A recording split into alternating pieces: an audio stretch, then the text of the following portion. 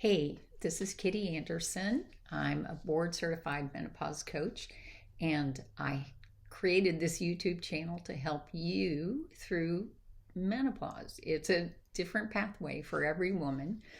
Today I'm playing host, and most of this video will be my friend Keisha, who generously offered to share her story about her menopause recovery.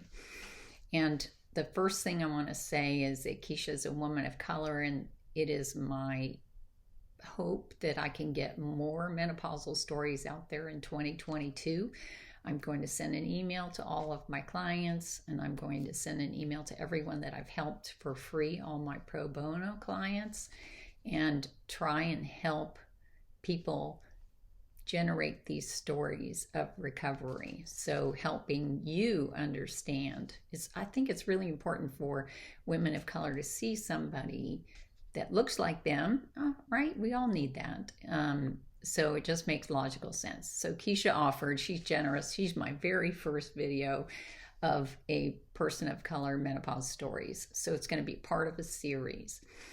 The first thing I want to say is that Keisha's story is traumatic, and you'll see her happy and smiling, and that's wonderful that she's there now. Keep in mind that she was in an emergency room with symptoms of menopause.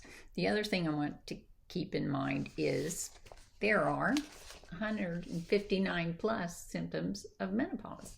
So women have variation in their symptoms. It'll vary over time. Unfortunately, it still takes over a decade for these types of things to go away, and some of them never go away. For example, sleep never gets better without HRT. So don't compare her exact symptoms to your symptoms. It doesn't have to be that way. HRT is the foundation of all of these symptoms, and you can email me at jumpstartaip@gmail.com for the 159 symptoms of menopause. But you can also email me for your initial HRT appointment guide, which is full of the functions of hormones. This is educational. This is 100 pages of menopause science, and it's a result of my research over, oh gosh, years, but really intense research over the last 2 years during COVID. So this is how I handled my lockdown experience, right? Is getting more information and getting more information out to you. And it's really made a difference in a lot of lives.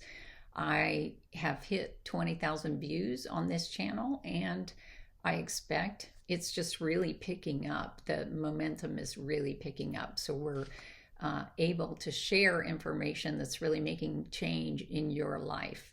And that's what I'm all about. That's my overall goal, is growing the universe of healthy women over age 45. There just aren't enough of us out here. So when you connect the dots on hormones, you start to make your recovery. Education is the first step. It's the very first step in trying to recover your health.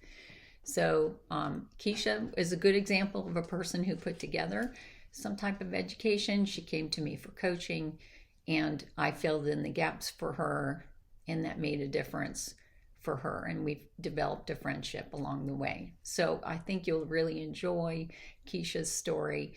I had to, we had few glitches in connection, and so I've got some subtitles on the places where we've missed kind of what she said, or where you might not be able to hear what she said. But overall, the connection's pretty good, and really good for our first pass at this.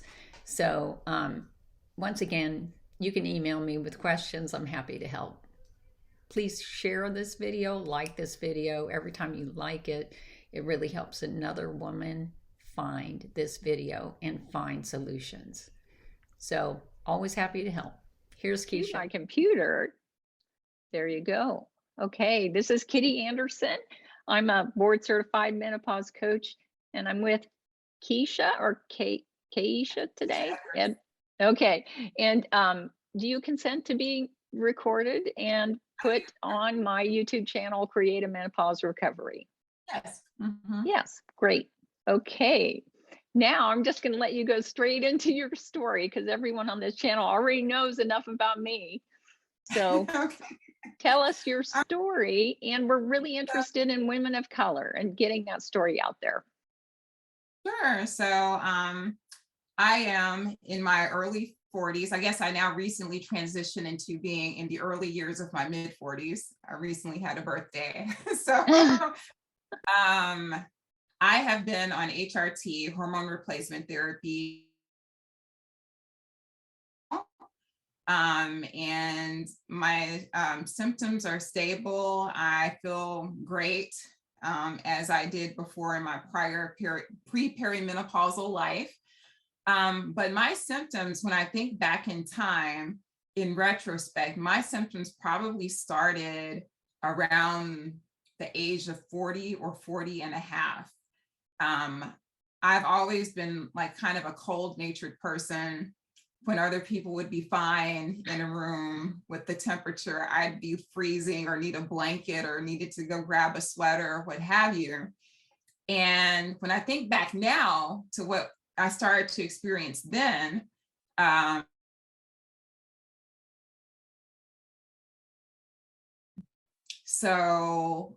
cleaning the bathroom, running the vacuum through the house, these really just basic activities that were not outside the norm. When I completed them or when I was midway, through, I would be like drenched. My shirt, you could see perspiration through it. I had sweat beads on my face and forehead, and I didn't really understand what was going on. I just thought, well, I've been moving fast trying to get this stuff done. I also then noticed that I would be sweating in my sleep. So sometimes I would just wake up, have a normal night of uninterrupted sleep, totally sweated through. Like you could not wear those pajamas or that nightgown twice. It was just sweaty. Other times I would wake up midway through the night, not really feeling like I was waking up due to feeling too hot or sweaty, but just randomly waking up. And when I did, seeing and realizing that I was drenched, my clothes were totally sweated through, and I'd have to either change and go back to sleep or just strip and get back in the bed naked and go back to sleep. And I didn't think anything of that either. I thought, well, my husband, maybe he's just emitting a lot of body heat, or there's so many blankets on the bed, I'm a cold. So maybe there's just too much bedding here, or maybe, the thermostat is too warm in this house or whatever. I just kind of discounted it and wrote it off as being related to, environmental factors that had nothing to do with myself or my own physiology. That probably went on for a couple of years, honestly. And that was the only symptom I had. Then about a year ago, my sleep just degraded incredibly. So not only was I having the night sweat, which I would sometimes wake up with sweaty clothes and sometimes not, it started to become very difficult for me to get to sleep and to stay asleep.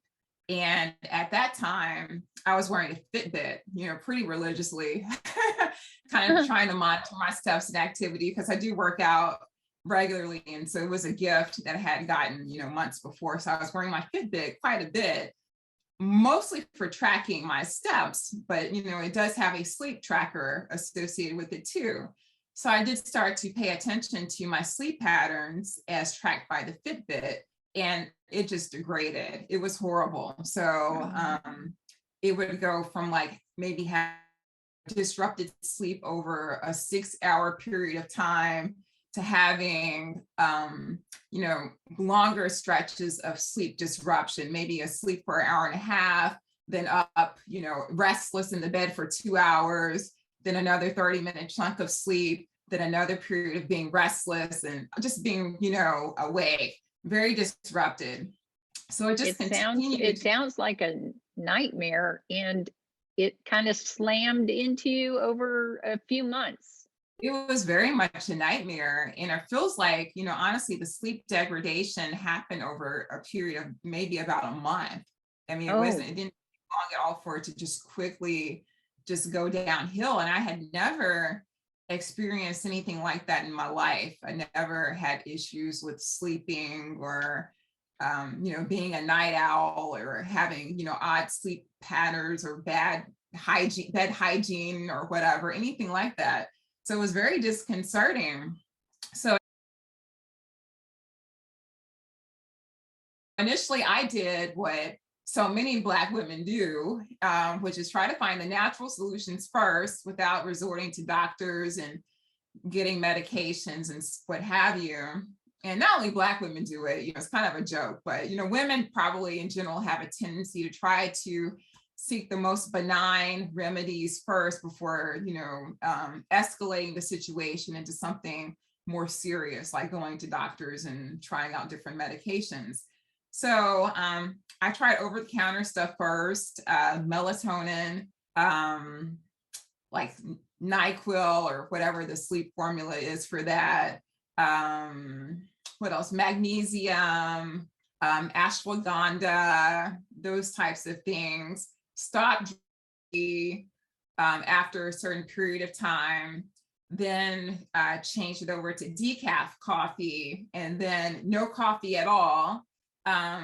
Stopped looking at my phone after a certain period of time, bought blue light blocking glasses to start wearing around the house after about 6 o'clock, to block out the blue light from, phones and computers and the TV. All these things I did, and it was just horrible. None of it worked. So it not only did it it degraded to the point where I just couldn't even turn off. I couldn't get to sleep at all. Oh my gosh. And so I started to notice, like, not only was I sleepless, but I started to feel like on edge and kind of hyper vigilant, like very aware of noises and sounds and kind of like reactionary to basic things. So like my husband would said that, sometimes we would be just sitting on the couch watching TV, while I'm in this phase of sleeplessness, and he would, move something that was next to me and I'd almost kind of like jump a little bit, just hyper vigilant. So at that point, I was like, this is crazy. I've got to get some help. And now, of course, then we're in the middle of COVID, the first surge of COVID. Who wants to go to a doctor's office during all this with so many unknowns at that time, especially? And we had a service available through our insurance where you could see sort of like a doctor on demand virtually, online. And so I used that first. And when I talked to the doctor, I just sort of explained, I'm tired, I can't go to sleep. Don't have any health problems whatsoever. I'm not on any other medication or anything that would be a root cause for this. So the first doctor, the virtual doctor, they prescribed an antihistamine called hydroxyzine. So got that script, tried it. It did nothing for me at all. So I tried that for a few days. I'm still sleepless at this time.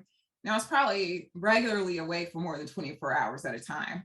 Oh my gosh. Which I found, with being involved in different communities online with perimenopausal women, that this unfortunately is not uncommon. Some women are up for 48 hours straight before their body finally switches off. So I called the virtual doctor again about a week later and saw a different physician this time, and she prescribed trazodone, which is an antidepressant now mostly used off-label to help people sleep. And that too didn't do anything for me at all. And so I was just like increasingly concerned because this was just so unusual for me. So tried the trazodone for a few nights, nothing happened there. And so I did then contact my regular physician. So she was willing to see me virtually, and she gave me a prescription for Lunesta. So Lunesta is sort of one of those sedative hypnotic drugs, taken basically for sleep. You're not supposed to be on it for any prolonged basis, but it's sort of like a short-term fix for people who need some rest. That didn't help me either. It did nothing to knock me out. And I was just so excited to get the prescription because, you know, you saw the commercials back in the day about Lunesta and everyone's like, oh gosh, Lunesta, it just knocked me out. Well, not me. And so I went back to her. This time she required that I come in person for a visit, and she prescribed Ambien. So I was like, wow, Ambien, this is definitely going to do it. You know, that's what I was thinking. And I got the prescription, tried it out. It didn't do anything for me at all either. So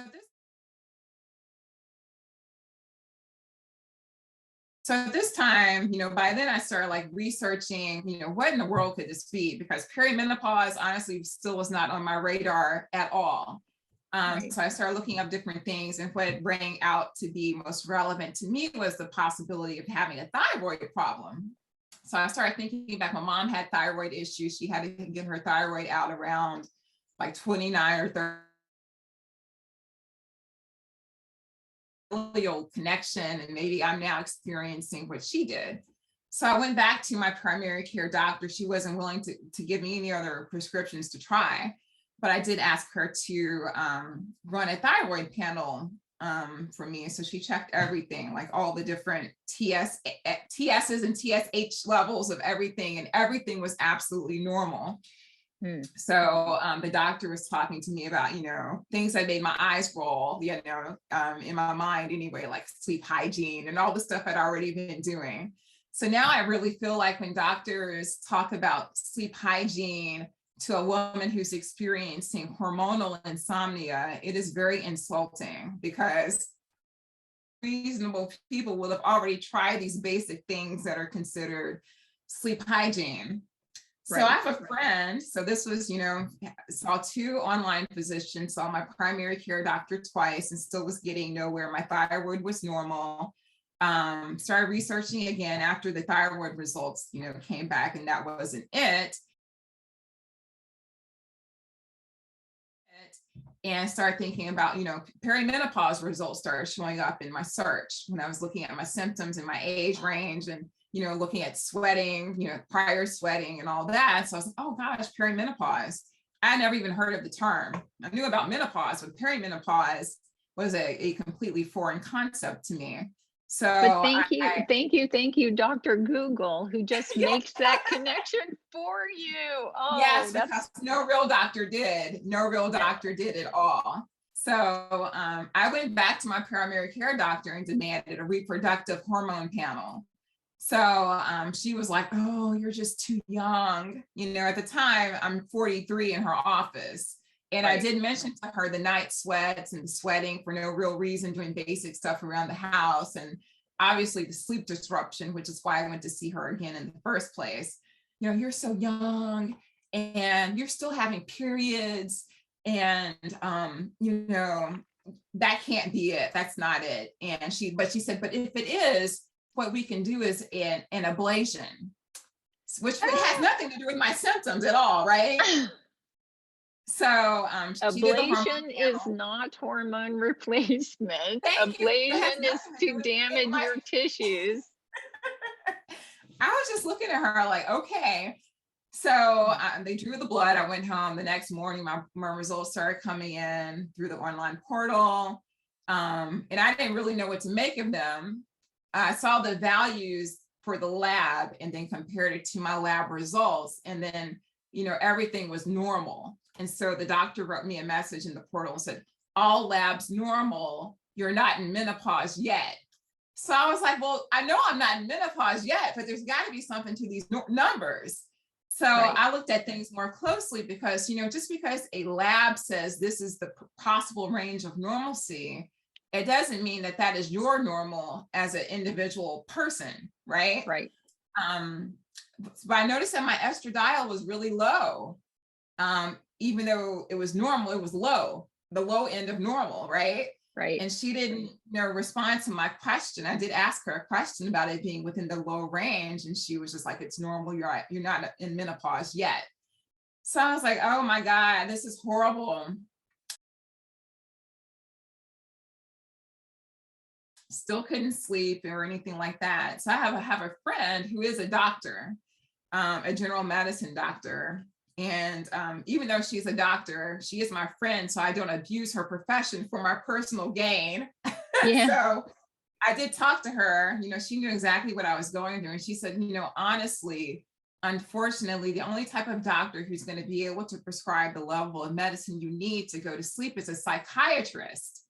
And I said, oh my God, a psychiatrist? She said, yes, because none of these, family medicine, internal medicine, general practitioners are going to give you drugs that help you really sleep, especially if the Lunesta, the Ambien, the hydroxyzine, and the trazodone didn't work for you. So I was like, oh my gosh, and plus, psychiatrists, this is another thing, you talk about, the difference in racial experiences going through this situation. There's definitely a racial element when you think about things related to mental health. So as a Black person, there's a huge stigma, like if someone's talking about going to see a social worker, a psychologist, or a psychiatrist, you're like, that person must be crazy, right? That's really what people say. So yeah. I just felt like I had no recourse. I had to, pursue it. My friend's a doctor. She is looking out for my best interest as a professional, but also personally. So I got online. I was like looking up, psychiatrists. I had never seen one before. And so I just started, I forgot, there's some website you can go to that has like a directory, of doctors by specialty, indicate what they specialize in and whether or not they're accepting clients at this time. So I just started messaging a couple of them, and one got back to me very quickly. And so I made an appointment. It was a virtual appointment, we're in COVID. And he was trying to like unpack the situation himself, like to get the backstory of my symptoms and things I had been going through. And he, diagnosed me with things like depression, anxiety, adjustment disorder. This happened over the course of months, honestly, trying to like root cause and pick apart whatever this could be, not thinking about it being purely something physiological related to perimenopause, right? So he described a number of things. Some things he offered up, I was unwilling to try. And other things he offered, and I was willing to try. So for a period of about a month, I was taking a benzo to go to sleep. And that was before I even realized like what I was taking. So it was Temazepam, which is a benzo prescribed, to help people go to sleep.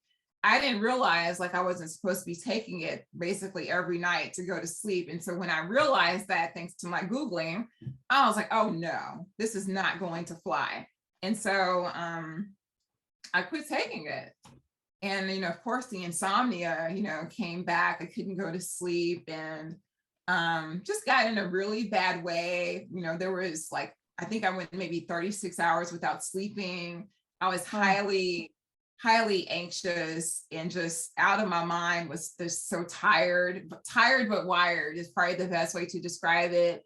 And I felt like I had heart palpitations, and it was a very bad day. I told my husband, I said, I've got to go to the ER. I think something really bad is about to happen to me.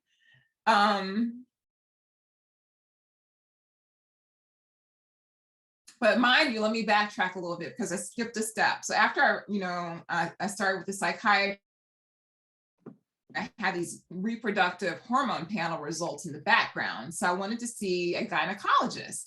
Yeah. So I saw a gynecologist virtually, and she was like, you probably are perimenopausal, but here's what we're going to do. We're going to put you on birth control pills. So she put me on some birth control pills called microgest. And I was kind of like blown away, like birth control pills. I hadn't been on birth control pills since like early 20s, right? So it was kind of like, wow, what's my body going to do like getting back on birth control? But she was like, yeah, these birth control pills, they should set you straight, get everything back to normal, your levels and everything like that. So at this time, I'm like navigating the psychiatrist and what he's recommended, and now on these birth control pills. So the day I go to the ER, I tell them this whole story about the sleeplessness and the medications and the birth control pills. And, they're like monitoring my heart and everything's fine. They're taking blood work. I don't even know what they're checking for, but they're taking all kinds of blood and everything's fine. And my husband, he works in healthcare technology, and we go to actually one of the hospitals that he supports. And so he knows people there. And some woman's like, "This is your wife, what's wrong?" And my husband like whispers to her, "We think it's perimenopause." And she's like, "Oh my God, it makes so much sense." So she's like the nurse manager on the floor at that time. She's like, "Hold on, I'll be right back." So she like comes back with a Post-it note with her gynecologist name on it and her number. And so she knows exactly what to do. She set me straight myself, right? And so she was like, "It makes so much sense now. It's got to be that." Right. And so I was like, okay, so that's great. I still can't get to sleep. So I actually texted my psychiatrist and explained to him like the whole rendition of events, what had happened that day, going to the ER and all that. And he said, "You basically have had the equivalent of a panic attack. I strongly suggest you take, there was another medication, which was classified as an antidepressant, that he's like, I strongly suggest you take that tonight and try to get some sleep." I didn't want to take any meds, honestly, so I went ahead and relented and I took it and I did get to sleep. And so I took it was a medication called mirtazapine, brand name, but it's commonly prescribed as a generic now. And I was taking that for several weeks because we had a family vacation come up. I was like, oh my God, I've got to be functional. We've got kids, we've got 2 teenage daughters. Like, I've got to be as normal as possible for this vacation. And so I stayed at the full dose that he prescribed throughout that. But at the same time, I had seen another before that gynecologist, because these birth control pills weren't doing anything for me. So I was looking up, who are the best gynecologists in this area. And this one woman, she got all these great, reviews online. She was a NAMS, National or North American Menopause Society menopause specialist. I was like, oh my gosh, I know she's going to know her stuff. Plus, and so I thought, oh, she's going to really relate to me as a real human being, and not just see me as maybe a problem or someone who doesn't know what she's talking about. So I went in to see her, and it was very disappointing. I was so crestfallen for that experience, because she was like, "You're young. You may or may not really be in perimenopause yet." Mind you, this is now, 2 doctors who told me I'm too young, though I'm at the time 43. She said, "Just stay on the birth control pills. And if you'd like, I can give you a low dose antidepressant, something like a Prozac or a Paxil or a Lexapro." And even though I had a mask on, she was like, "Oh, I can tell you're not liking that idea." And I was like, "No, not really. I don't want to try that right now." So basically left empty-handed. I was hoping she wasn't willing to prescribe it. She just wanted me to. Goodness. Yeah. So the birth control pills weren't working. Went on vacation, got through vacation, staying on the low dose mirtazapine to help me sleep. And after we got back from our vacation, I had an appointment with another doctor. I had looked up, was looking up doctors who are known for treating perimenopause and HRT. So I really had to get out of this silo of OBGYN. So I was like, I started to realize it may not be an OBGYN who can help course correct this for me. Right. And at the same time, in the background, I'm still seeing the psychiatrist, and he's trying to unpack issues from my childhood and all this stuff. really, but he did agree. He did agree that, it could be perimenopause. I'm just not necessarily equipped to help you specifically, delegitimize that point. Once I brought it up, he thought there was possibly some credibility to it. And he did encourage me to continue to seek alternative answers.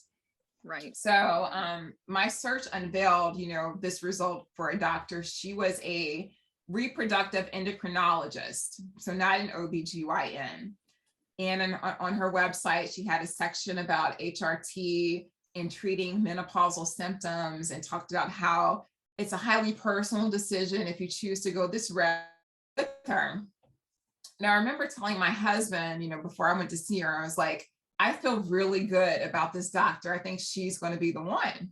And he was like, I hope you're right, So oh my gosh. I went in to see her. She was an older white lady. She's probably, in her early 60s at this time. And her demeanor was very calm. I had to go in person, so this was not a virtual. She came in and she shook my hand and introduced herself. And she just sort of like, laid the floor open. She's like, well, tell me what's going on. So I explained all the chronology, all the symptoms to her. I had printouts of my thyroid, levels and my prior hormone results, which was my estradiol, estrone, estriol, and progesterone levels that they had taken before. And she was like flipping through everything. She was like, you don't have any estrogen. And, I had the pills, the birth control pills I had been taking with me as well. She looked at those and she was like, there's no estrogen in these. And she's like, you're healthy, you're young. Again, you're young. We'll just bump you back up to where you should be. And I was like, oh my God. I'm thinking, wow, this is it. This is all that was necessary. This is all within the span of about, 10 or 15 minutes talking to her. She did ask me certain things like if I had ever had postpartum depression, which I never experienced. I have 2 kids, never had any postpartum depression. She was talking about what did your mother go through? And I said, well, my mother, honestly, she said, she really didn't experience many symptoms that she could, recount in her mind, and that her period stopped around the age of 58. And, here I am in my early 40s, like highly symptomatic and going through all this. And so the doctor, the reproductive endocrinologist, she said, well, if you look at your height and your build, you probably, don't have that much body fat, honestly. She's like, what's your mother's size? And so, well, mother is shorter than me. She's about 5. Then she was a larger lady, probably, size 16 or 18 or so. She's now since gone mainly plant-based and is a lot smaller, but at that time, during her transition, she was a bigger lady. And so the doctor said, well, actually, women who have more body fat are able to produce and retain more estrogen levels. And so they may not have as such a bad level of symptoms, such a pronounced impact on their daily functioning and quality of life. And, I was sort of like taken aback because I don't perceive myself to be small or slim or anything like that, but I do work out a lot, pretty athletic. And she said, well, you really don't have a lot to pull from when it comes to actual body fat. Right. So, she came back with her HRT prescription and I was ready to go. I was like, so got into the parking lot of the car, I was seriously just about to cry because I just could not believe I had finally secured this prize HRT prescription. Oh, all gosh. my research, I knew this was it. I knew this was going to fix most of everything. And so I immediately left and, went to the pharmacy and, waited a few minutes and he had it ready. And that night I started on my estradiol patches, progesterone capsules. And I would say, honestly, like within the first 2 weeks, I felt different. I realized then that I had been anxious. I previously thought, anxiety, this again goes back to like, oh, if you go see some mental health professional, you're crazy. I thought personally, anxiety was like just being kind of weak, not coping well with life, needing better resiliency skills. Been on the HRT for a couple of weeks and seeing how calm I felt, I was like, wow, I was really on edge for no reason. And you don't know until you try a high enough dose of the solution, which is estradiol, and you got Mhm. progesterone capsules. Right. So micronized progesterone, when you get on those two, you will have some incredible mental health benefits and go, oh my gosh, this is Yeah, a I didn't big realize it. part of who I am. Yeah, Yeah, I thought anxiety was just sort of honestly like a made up condition, which I now feel so bad for having thought that. It is very real and very legitimate. sure. And so at that point, I had still been taking the antidepressant every night to make sure I could sleep well. But after I started feeling more normal, after initiating the HRT, I was thinking, well, let me see what I can do to try to just taper down on this medication. So I quickly reduced it by half. And probably within the first couple of months on HRT, I was able to reduce it again. So at that point, now just being on a quarter of it, and it started having a little bit of night sweating about 3 months into HRT. And so I went back to the doctor, and she was more than willing to. Her first suggestion was to increase the progesterone. Oh. So I started to go up from 100 per night to 200 per night. And she told me if I wanted to, I could go up to 300 a night to see if that would rectify the night sweats. And that actually does correspond with some research that I've seen out there. I know that there is one doctor, her name is Geraldine Pryor. I think she's out of Canada, but she also advocates for high dose progesterone to combat night sweats and also to help sleep. Right. So I tried that. I went up to, 200. I tried 300 a few times. Didn't really notice much of a difference between the 200 and the 300. So at that time, she was willing to boost me up on the estradiol. So I went up on that. And so the increase in estradiol with the increase in progesterone at 200 more or less remediated the breakthrough night sweats. And so that basically takes me to where I am today. I'm very I feel good. I feel calm. I'm not anxious anymore. Mhm. I am sleeping now. As far as the sleep thing, I don't feel like my sleep has been 100% rectified with HRT alone. So I did go for a period of time trying not to take anything extra at all, just seeing, what the progesterone at night would do for me. And, I can get to sleep on my own, but it may take me longer, or I may wake up and, stay up for 30 minutes and then go back to sleep. So I was like, I don't want to live like that. So I started taking, nightly melatonin, which I've never done before, but I've since realized, researching things that your natural melatonin production really starts to decline with perimenopause and beyond. Yeah. And so it will never naturally recuperate to those prior levels you had in your and I have reintroduced the low dose mirtazapine at 1/8 to 1/4 of the dose that was originally prescribed. So that's what I'm doing now. I don't think there's, really much else for me to explore, because I don't know if, I know people always or commonly say in the HRT world anyway, that if your HRT is high enough, it will get rid of every symptom you have. And I'm not sure if that's honestly true. I think HRT, if it's some women, it will solve everything. But for some women, I think there still may be some gaps. And that may be in part because, maybe HRT is just not the 100% cure-all for them. But it may also be that, doctors are not willing to prescribe over a certain amount anyway to help them achieve whatever that 100% reduction would be for them. So for me, I think the little, minor hole that HRT has left is still like, I can't sleep like I used to before all this happened. Even with HRT, I'll nod off and get to sleep much easier, or even late 30s, where I can just be tired and go to bed and be assured of a non-disrupted night of 8 hours of sleep. That I'm still like thinking, is that age related? Is it hormonal? They kind of co-occurred around the same time, transitioning into the perimenopausal state and turning 40 plus. So it's kind of hard to tell.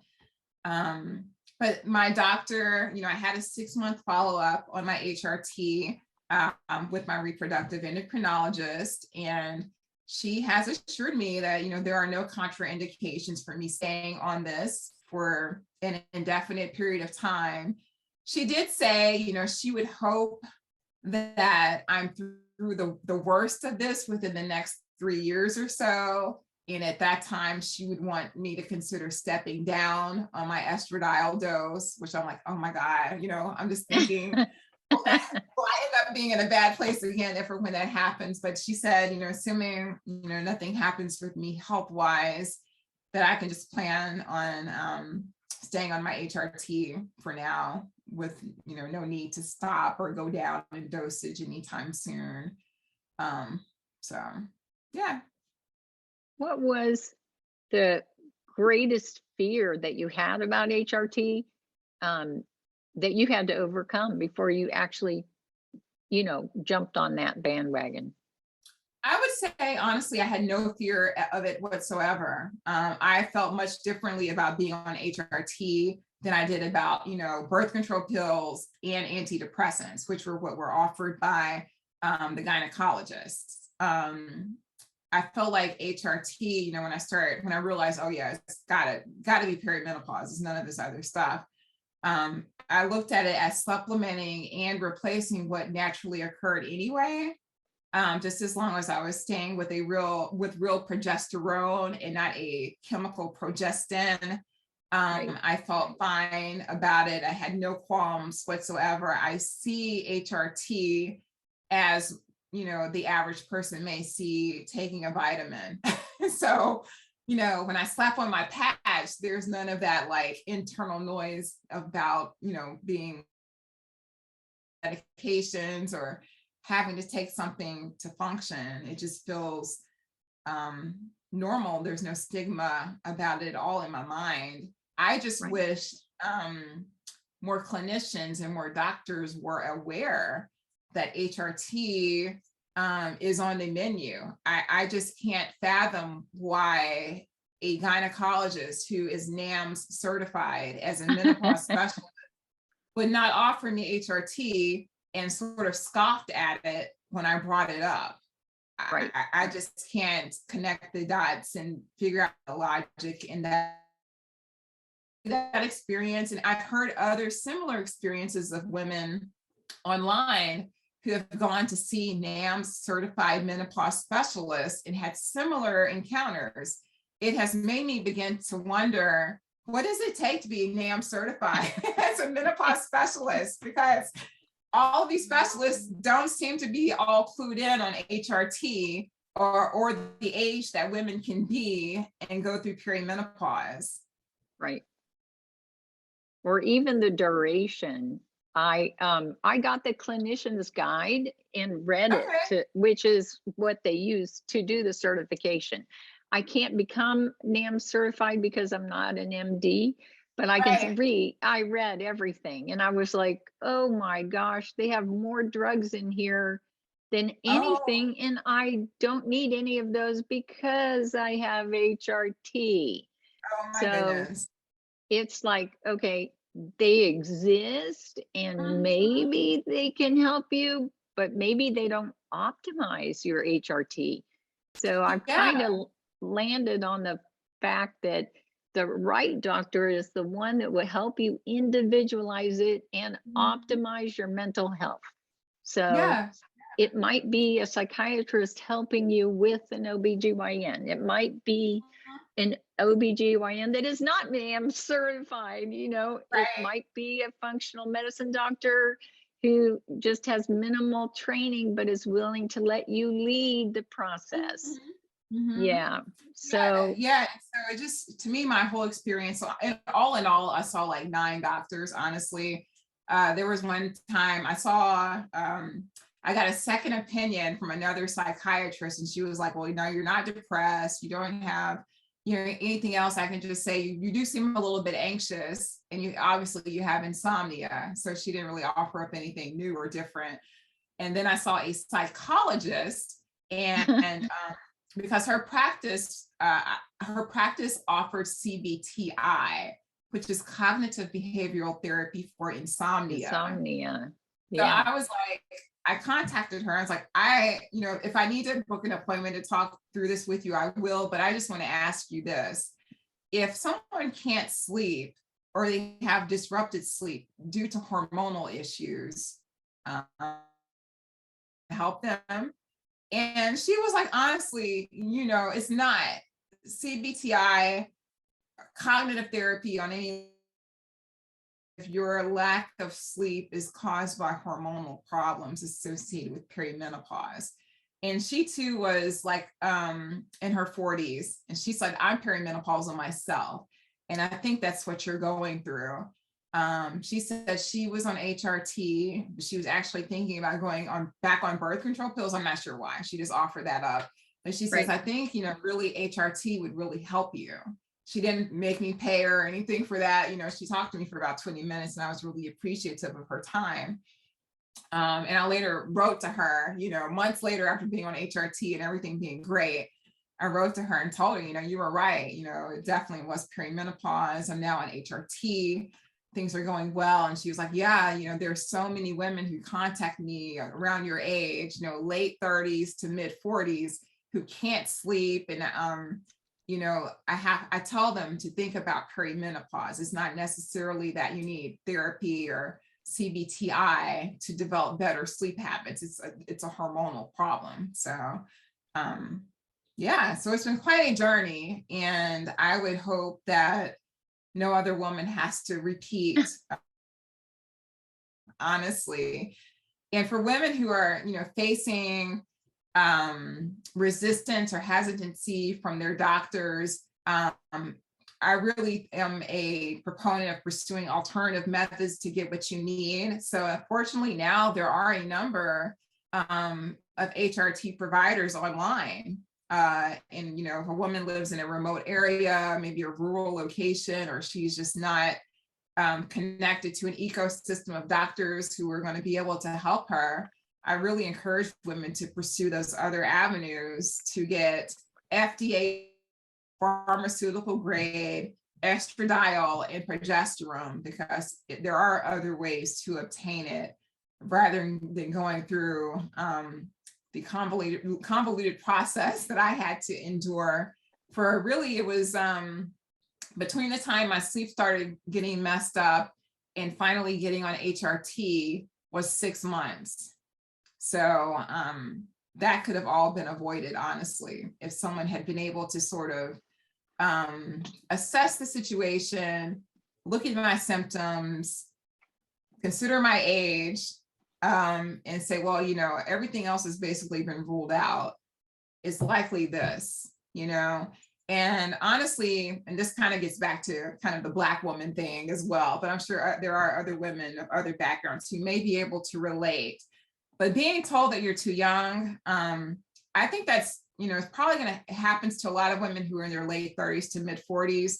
But for Black women, I think it may be even worse, because we tend to look younger than we are in many cases, So Sure. I didn't really think about that at the time. But, even though I'm sitting in these doctors' offices as a 43-year-old woman, I think a lot of them looked at me and it just didn't really compute, because oftentimes in my everyday life, people don't realize I'm as old as I am until they see me out with my daughters who are teenagers. So I think that has a lot to do with it too. And I wish that, doctors in general would really listen to what their patients are telling them, and not just, make assumptions based on appearances or their own, because I know that, historically, women aren't really paid attention to, when it comes to, the medical industrial complex, and Black people aren't either. We're still hearing Right. stories about pain levels being minimized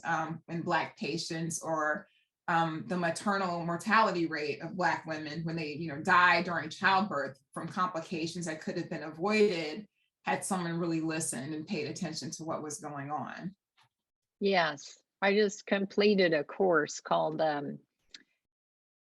Health, Gender, and race. And it Mm, was really examining communications. It was within a communications department because we have different communications, different circles of information, different reliable resources, different interpretations of things. And we know that doctors have this ex- implicit bias, right? right. So that they don't recognize that they're talking less to a Black patient, right? They're Mhm, explaining less, they're mhm. empathizing less. There are just so many good studies out there now. We know that there's discrimination, and I just don't. I can't imagine what it's like to be played down, to have your symptoms played Yeah, down. You know, that yeah. right there is disorienting. It's a horrible feeling. But like I said, I've been participating on a lot of online communities of women, but unfortunately, it's just so common. Yeah, yeah, and it's So like they don't know different. what to do with you.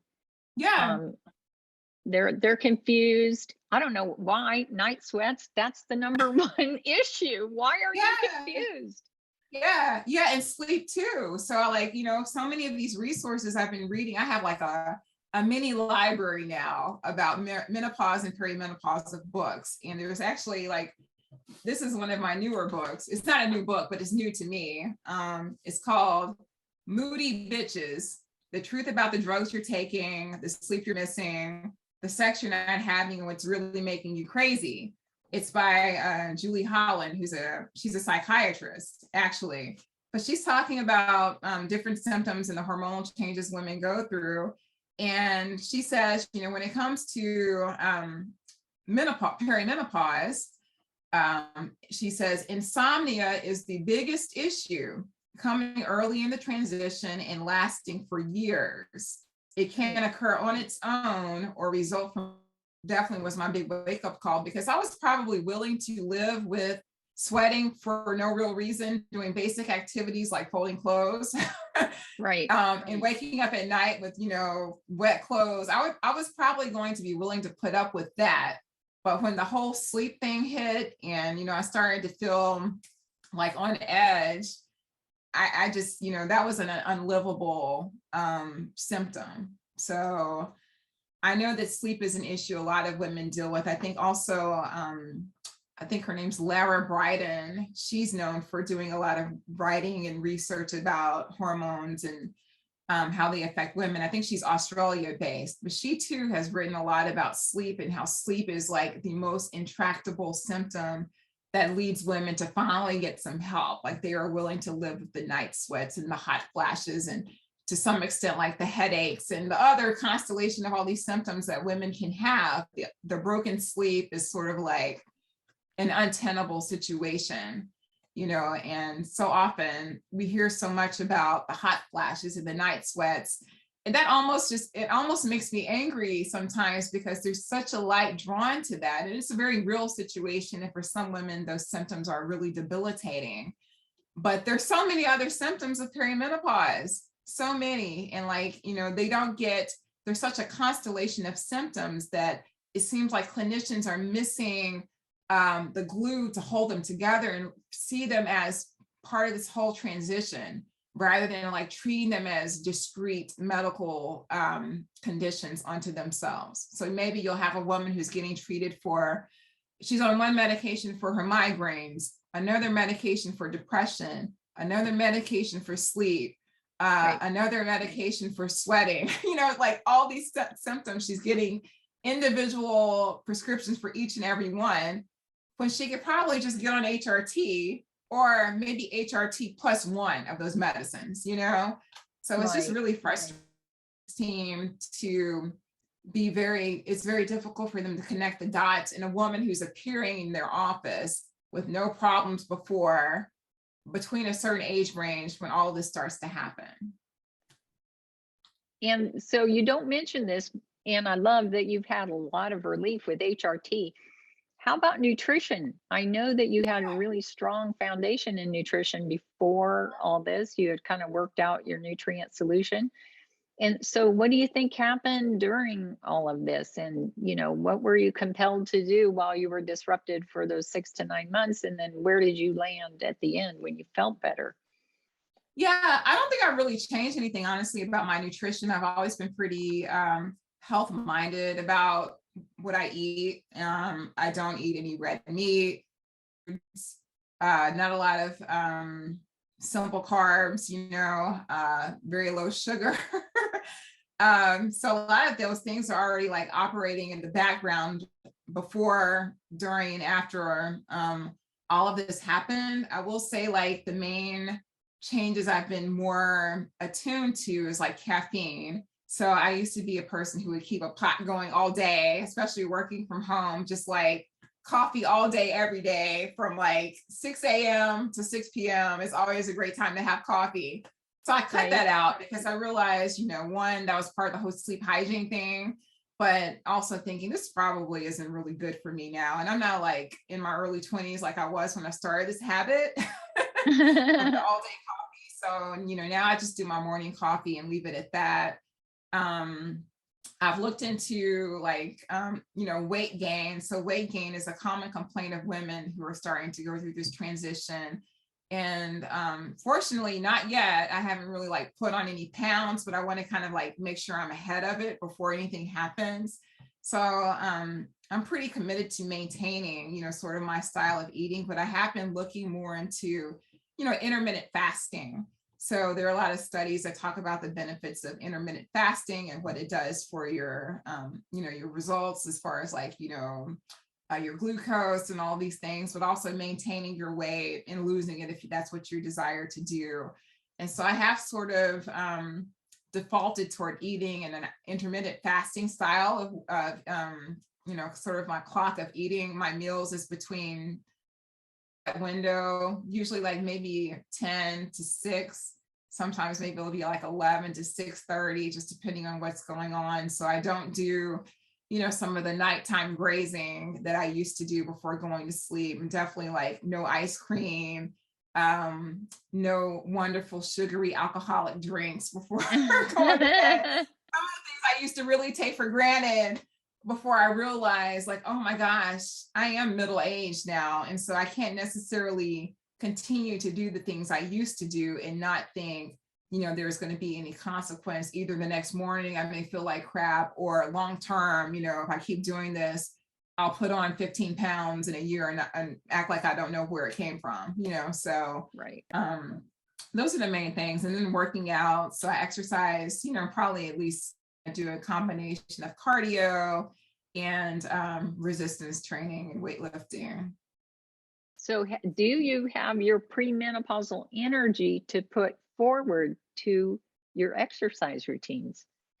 Oh, I do. I mean, I feel completely normal. Honestly, I'm a morning person anyway. And so when I wake up, I'm just ready to go and knock out whatever has to get done. I work out in the mornings usually, and, whatever work I do, I'm able to be focused and not distracted or anxious or irritable or anything like that. So I feel very normal. I think what I think about now, because unfortunately, I'm I've historically been more of a type A person, like I plan and I have contingency plans for my plans. And that's probably not healthy either. And I've realized, in reading, people who are like that are actually more likely to become anxious. And that probably, that personality trait probably has not served me well when it comes to that. It probably did serve me well in continuing to research and seek answers. But, the thing that I think about now that I am situated and stable with my regimen is, oh my gosh, what's going to happen if someone tries to take this away from me? Or, oh my gosh, what if I'm going to go down in dose? Will I be at a point then later that that lower amount is going to be enough to satisfy what my body needs at that time? Oh my gosh, am I going to have to later, be on an antidepressant like some of these other women are? They've gone off HRT because it's been pulled from them. And now they're on, whatever, they're on Lexapro or Celexa or, all of these ones you commonly hear about. So I'm like, oh my gosh, what is my future going to be, either with no or reduced HRT, and then just whatever the changes that happen with me with aging in general. But even though that is a concern, on the other hand, I am relatively optimistic because we are getting so much more publicity about perimenopause and what happens. And hopefully as a result of that, people who are in a position to empower women and make decisions for them, the clinicians, the doctors, the specialists, are not going to be so resistant and hesitant to prescribe HRT to those women who need it. So I feel like, you know, I've been able to work through and problem solve my situation. I do have concerns about what the future will be for me as far as remedies that are available or the doctor's willingness to give them to me, you know, like 10 years from now or longer. But on the other hand, I feel like my daughters and women who are coming of age in that generation are going to have a much easier time. It will not be cloaked in quietness and mystery. Their primary care physicians, by the time my daughters are in their 30s or hitting 40, their primary care physicians will probably all be saying, oh, it's probably time for HRT. And they may say, it's time for HRT. I won't give it to you though, but maybe this doctor will, and maybe they'll have some kind of referral system built in. It probably still won't be as seamless as it could be, but maybe at least then it'll be on enough radars that it is proactively considered or offered, rather than having to jump through hoops, go to online providers. I even know some women who are like going to the black market to source their estradiol and progesterone just because they can't get it any other way. And when I say black market, they may have like local connections who get it some way and give it to them, or they're sourcing it from overseas, which could be dangerous in and of itself. It just depending on, you know, you're not really sure what you're getting necessarily. So hopefully women in the future, the next generation to come up, the Gen Zers, when they hit 30s and 40s, they won't have to endure what women in my generation are. So. Right. And it's frustrating to put the solution together by yourself. You're cobbling it together. You're becoming a person who, you know, reads everything that's natural because you've always been natural before. And then you determine, oh my gosh, identical HRT is natural. What am I thinking? This is the one thing that has to work because all the other drugs do not work. It's crazy. Yeah. And there's such a, you know, there's such a stigma about staying natural and not being on medicine or any prescriptions. And that is something I certainly had to work through in my own mind, because I felt like, you know, I've gotten to this point in life. I'm, you know, at the time 43, I'm 44 now. You know, I have no health problems. You know, I'm healthy and my numbers are great. Like getting on a medication or a prescription to me felt like a sense of weakness or resignation. Like, you know, I couldn't fix it all. You know, now I'm dependent on this other thing so that I can function. Like, I wouldn't tell someone who's a diabetic, don't take your insulin, just, you know, take some elderberry syrup, or someone who's got hypertension, you know, not to take their medicine, you know, drink apple cider vinegar instead. You know, I wouldn't have that level of expectation of them. And if they, you know, needed their medicine and took their medicine, I wouldn't consider them weak for doing so. But that, you know, so I had to sort of get over that in my mind, like, okay, this is the normal aging process. All women are going to go through a period of hormonal change. We have been doing it all our lives, you know, through our monthly cycle, but now it's sort of like, you know, a withdrawal of it over time, and getting to that withdrawal state involves a lot of roller coastering as well, as your hormones go up and down unpredictably through perimenopause. And it's just part of our human condition. So if I have to take that to be normal and function, I would rather have quality of life than quantity of life. And not to suggest that HRT is going to reduce my quantity of life, my longevity, but feeling good now every day is much more important to me than trying to tough it out and take things that are not going to work, or take nothing at all and just bide my time and suffer. Right. I love how you fought. You fought for your own health. You had achieved some good health before this crisis, and then you battled your way through the medical system and did your own research and thought about what's logical, what makes sense here.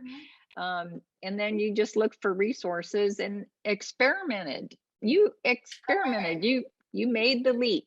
You know, a lot of women get frozen and it's the low hormones that freezes you, honestly. So you just get frozen and you think, there is no end to this. I just need to be strong and buck it up, you know? Yeah. And I just, I'm in awe when I think about the women in my family who are older. I think about my mom. I think about, my grandmothers, and one of my grandmothers is still alive. She's 92. And just how have they been able to make it? And you never heard them complain or talk about any symptoms. And, even to this day, as they're in their 60s and 70s, they're not on any hormone therapy. They're not complaining about anything. So it makes me wonder, like, is postmenopause better? I don't know.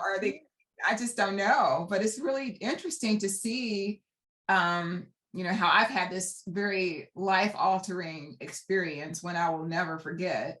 And others either just suffered through in silence, or I don't know how they've been able to get through it, Yeah. Sadly, my mother was sick at age 50 and died at age 60. So I had that in front of me. And then I had an aunt on the other side of the family, though, that did HRT for 37 years. And I was like, oh, she got to live to 90 and my mom died at 60. This isn't fair. I'm going to go HRT. And luckily I had a European doctor. He was following some real progressive stuff from the International Menopause Society, or I would have been through the cycle of doctors the same way you did. And that was back in 2007. So I don't think a lot has changed. I still hear women struggling to find a doctor. Oh yeah, they definitely do. Yeah. So you're just going through it at an early stage. I love that you've held on to your strength and that you can still exercise at the same level. I think women are still struggling to put together the right solution to get back to exercise.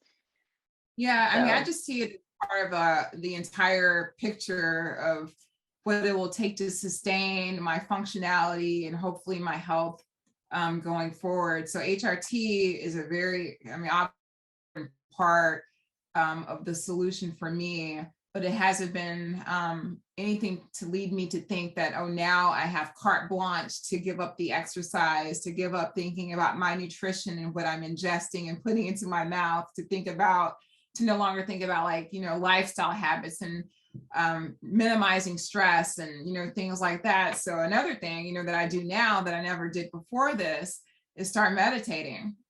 And that's something I never entertained to do on a regular basis. But looking back at the level of being on edge, anxiety that I was experiencing, now I can call it for what it was. It was anxiety. I've adopted whatever I need to do in my life to feel like I'm managing and minimizing my stress as much as possible. That not allowing myself to get stressed out about household things is something I no longer allow myself to do. Like, I just say no more, like, no, I'm not cooking dinner tonight. We can have leftovers or takeout, or no, you're going to fold your own clothes, or, just being able to say no and surrender more so that I'll be able to, invest more into myself rather than giving so much to others. Because as that type A person that I naturally am, I'm the person people come to and ask for things, demands and needs and advice and input, and all of that can be emotionally draining and mentally taxing. And so I have definitely taken steps to reduce the mental burden and emotional labor that I give to others. And I think that that's very important during this phase in life. Maybe later on when I need to pull from some reserves, maybe after my kids have kids and I'm a grandmother or something, maybe then, because I've been restoring myself, I'll have that extra energy to give in the future. But for now, I definitely have pushed back to help, insulate my stress levels and keep them pretty low on a consistent basis. And are you finding your family adjusting? Are they saying, mom is doing survival, and you know what, I'm ready to step forward? I think my husband is, to a certain extent. He gets it now because he sees now that if I say, hey, I'm not doing that, or look, you've got it, he sees now that I'm not coming at the last moment and doing it myself or reminding. Whereas before, that is usually what would happen, if something wasn't done in a certain way or to my standard or level of satisfaction, I'd come in and do it myself or do it over or whatever. But he now sees that I'm saying what I mean, and there is no follow-up action on my part to fix it or do it myself. It's just not going to get done, or it'll be done to the level that you or someone else, one of the kids does it. So I think he understands now. And my children, I think they understand now too, because I have started to outsource certain tasks to them that I used to just always do myself because, I just kind of felt like I had to, because I'm as busy as someone else may be. It's kind of like socialized to think, oh, I'm the default person that has to do X, Y, or Z. And I no longer really subscribe to that. That's good. Okay, so we've been here a long time. I love that you could share your battle with the medical system, your ups and downs, and how you followed your intuition. You experimented, you tried things that they recommended, you experimented, you dropped things that didn't work, you kept looking. And then you got to the point where you hit a home run. It was like you were swinging and swinging and swinging and nothing happened. And then you hit your home run with HRT, and you already had nutrition kind of baked in. You're able to get back to movement in your life. And so you're putting together all the elements of health. And lastly, you packaged in a modification of your identity and how you were going to manage your family. And at least until you feel stronger, right? So you prioritized yourself and you just made for a new life, so you're looking forward to the next 40 years. Yeah. What do you say to the woman of color who is just starting to have night sweats and was where you were a few years ago? What's the most important thing before we close for you to tell them about this struggle? I would say be an advocate for yourself. You know your body, and you know what is normal for you and what is abnormal. Answer. Don't take minimizing as an answer. Continue to push forward and seek solutions that are available to you. Don't feel as if you have to rely on old wives' remedies that don't work or natural solutions that really aren't solving anything. Realize that there are safe, evidence-based, FDA-approved treatments available to you that will likely remediate all or most of your symptoms as you go through this transition. I would say also don't wait until it becomes an intolerable situation. When you start seeing the signs and signals of perimenopause, whatever they may be for you, and there are like over 30 or 40 symptoms associated with perimenopause. But once you start to experience those and you rule out other conditions, and this is the only one left standing, get the help that you need. Don't wait for it to become a debilitating, life-altering condition where you're not able to function and be yourself. Try to get ahead of it rather than playing catch up while you're already in a very diminished state, and it takes so much more to fight for yourself. It does. Okay, so I'm going to end the recording here. Thank you again. stay Thank on the you. line. I want to do a little wrap up with me and Okay. you, but we're thank you from everybody on the channel. Thank you. So that is Keisha's story. And I hope you appreciate the time that she took to kind of put that all together for us. And I think that, yes, it took 9 doctors. And yes, it took an emergency room visit for her to get something that's normal, natural, part of our experience. We're always taught that it's just a phase, it's just something that you'll get through. Well, it can be crippling, it can be traumatic, it can be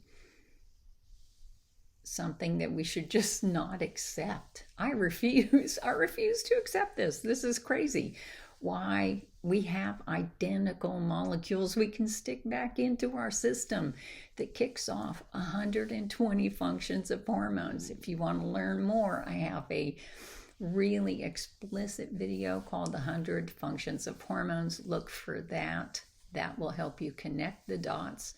And so you'll be able to understand how critical it is for our brain function, for mental health, for physical health, for bone health, cardiovascular health, arthritis prevention, kidney damage prevention, liver function, antioxidants, anti-inflammatory. This is where your motivation comes from, your confidence, your sociability. I mean, it controls your life.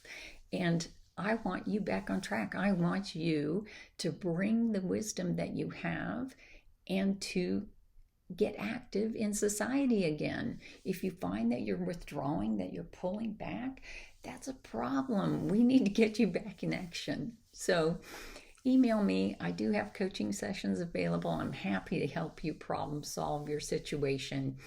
As you'll see, nutrition is a key element of recovery. Your HRT works better with the top nutrition, and you really need to move to the top of the food chain when it comes to nutrition. It is like you need to do nutrition on steroids.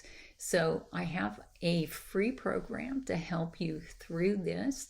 I have a free Facebook group to help you with community and weekly goal setting. I've set up a lot of things to help my clientele move forward on menopause recovery. That's my goal. Anyway, jumpstartaip@gmail.com. You'll find links in the YouTube description. And I'm wishing you well. I want you recovered. All right. Bye-bye.